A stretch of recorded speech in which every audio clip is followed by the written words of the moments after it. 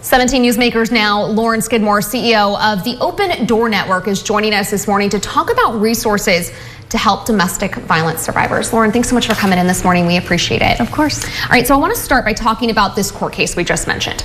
In this situation, this man who is now accused of murdering his girlfriend had a violent past. Court documents show us that. We don't know whether or not the victim knew that, but it does raise the question. When you're starting to date someone new, maybe you met them online, or maybe you didn't know very much about their background or their past. Should you do some sort of background check? Are there resources available out there that could give you some of this information and maybe a red flag? Yeah, so on a website, knowmore.org, which is something we'll talk about when we talk about the movie It Ends With Us, there is some information on there about things to start asking your partner in healthy relationships. This is for teens, this is for adults, this is for anyone that's entering into a new relationship. Understanding that they're open to dialogue about their past is the #1 thing to look into. Are they willing to share with you about potential violent history? Are they willing to talk about things they're not proud of? And then the way they're articulating that. Are they talking about it in a shameful way? Do they have guilt around that situation that happened in their past? Or are they kind of dismissing it? Those are the first things to consider. And then from there, if you're noticing anything that feels like a red flag, it is likely a red flag.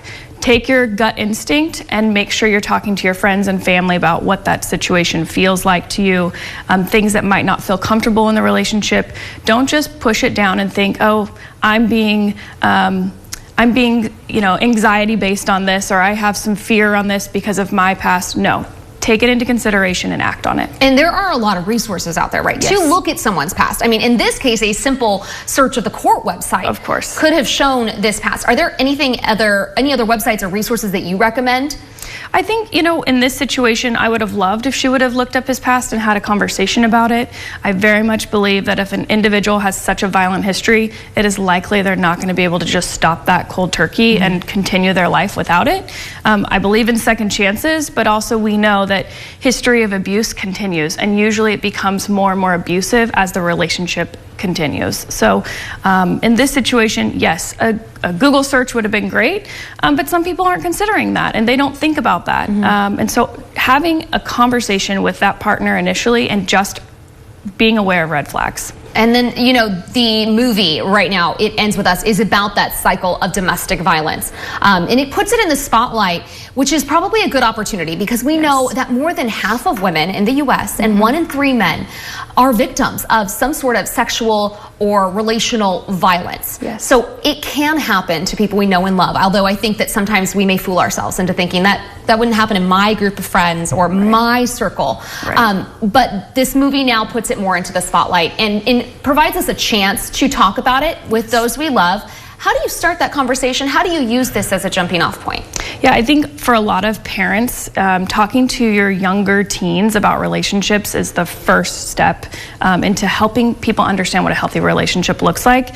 I encourage all of my mom friends that have, preteens and teens to take them to this movie and allow this movie to be the point of having a robust conversation about what a healthy relationship looks like.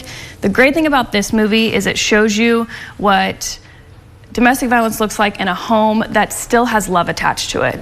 The 2 main partners still very much love each other, but the abuse is kind of overcoming what love should look like and feel like. And that is a part of domestic violence every day, is people maybe are going through the cycle of violence where they've got the honeymoon phase, the abuse happens, then the forgiveness happens, and they continue that cycle over and over and over again.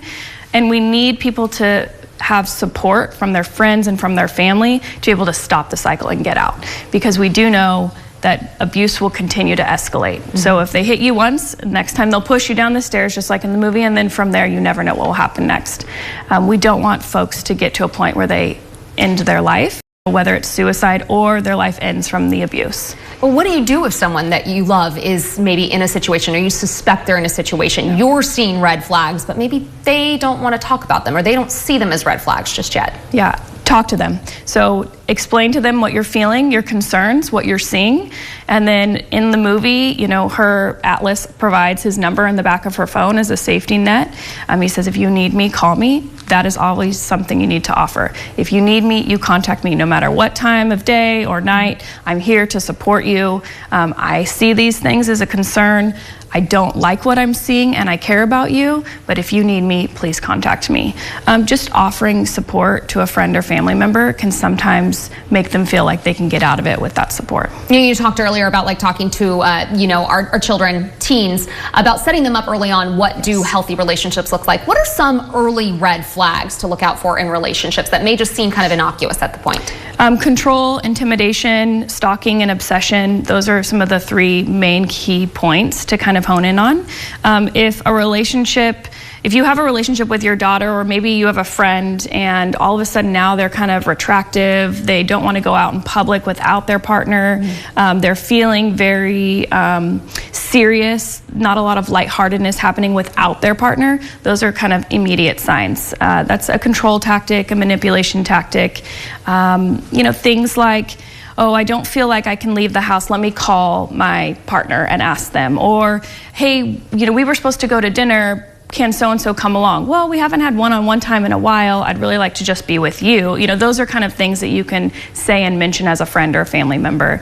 It's not just physical abuse. It can also be financial abuse. You can, withhold funds from somebody. You can threaten to put them in credit card debt. You can put holds on their bank account. It can also be threatening of children and child custody. I'll take your kids away from you. There are so many tactics, and I think what's hard is if you're in the relationship, you think it only needs to be a physical situation, but it doesn't have to be. If you're feeling in any way that your life cannot move forward without their engagement or without them kind of inserting themselves into your life, then that's something to consider and that's something to be aware of, and that is a red flag. All right, so let's put these resources up that we have for anybody in a relationship.